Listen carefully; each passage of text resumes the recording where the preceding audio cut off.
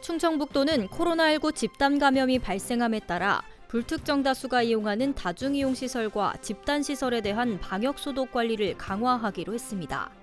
충청북도와 도교육청은 학생들의 안전을 위해 학원 방역소독비 지원 사업을 추진할 계획이며 집단 감염의 우려가 높은 도내 1,860개소의 PC방과 노래방에 대한 긴급 방역을 실시합니다. 아울러 콜센터, 전통시장 등 다중이용시설에 대한 환경위생관리와 자체 소독을 실시할 예정입니다. 충청북도가 코로나19 확산 여파로 인해 부족한 농촌 인력 확보에 발벗고 나섰습니다. 농정국을 중심으로 지난 12일부터 세계기관 6개 부서 28명이 참여하는 인력 지원을 설치, 운영하고 있습니다. 인력 지원 상황실에서는 온라인 일손 돕기 알선 창구와 읍면동 기술센터 회원 농협을 연계한 인력 지원 라인을 가동합니다. 특히 코로나19가 확산 중인 3월에는 단체 활동이나 개인 간 접촉이 어려워 도시군과 일자리 지원센터가 개설한 온라인 사이트 구인구직 활동을 강화할 계획입니다. 충청북도의회가 충북 차세대 방사광 가속기 구축을 위한 대정부 건의안을 채택했습니다. 도의회 산업경제위원회는 제379회 임시회를 열고 충북 과학기술의 획기적 성장과 소재 부품 장비 산업의 지속적인 발전을 위해 차세대 방사광 가속기 사업이 유치될 수 있도록 강력하게 건의한다고 밝혔습니다. 이 건의안은 오는 24일 본회의에서 의결되면 청와대와 국회 등 관련 부처에 이송될 예정입니다.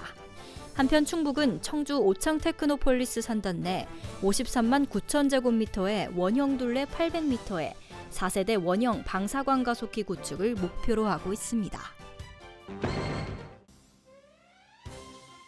충청북도가 오는 27일까지 2020년 신규 마을기업과 재지정 고도화 마을기업 육성 사업에 참여자를 모집합니다. 마을기업은 지역 주민이 지역 자원을 활용한 수익 사업으로 소득과 일자리 창출 등 지역 문제를 해결해 지역 공동체 이익을 실현하기 위한 마을 단위의 기업입니다. 신청 대상은 신규 마을기업의 경우 마을기업 지원기관에서 교육을 이수한 5인 이상의 주민이 공동 출자한 법인이고 재지정 고도화 사업의 경우 1, 2차년도 사업을 완료한 마을기업입니다. 충청북도 농업기술원이 청년농업인 경쟁력 재고사업 컨설팅을 시작으로 본격적인 청년농업인 육성에 돌입했습니다. 청년농업인 경쟁력 재고사업은 농촌지역 고령화에 대응하기 위해 추진하는 사업으로 청년농업인에게 5천만 원씩 총 2억 원을 투입해 농업과학기술 역량을 향상시키고 영농활동에 정착할 수 있도록 지원하는 사업입니다. 농업기술원은 대상자들에게 신제품 개발, 유통, 마케팅 분야에 대한 교육을 실시해 사업의 성공 가능성을 높일 계획입니다. 알림마당입니다. 충청북도 교육청이 충북 교육 발전에 기여한 충북 교사상 후보자를 다음 달 3일까지 추천받습니다. 대상은 공립유치원과 초중고등학교, 특수학교에서 10년 이상 근무한 교사로 미래인재 양성과 학교 문화 개선 등 2개 부문에서 추천을 받습니다. 도교육청은 공적 심사를 거쳐 부문별로 2명씩 모두 4명의 충북교사상 수상자를 결정해 오는 5월 상패와 함께 200만 원의 상금을 전달할 계획입니다. 청주시의 코로나19 재난문자 발송 기준이 바뀝니다.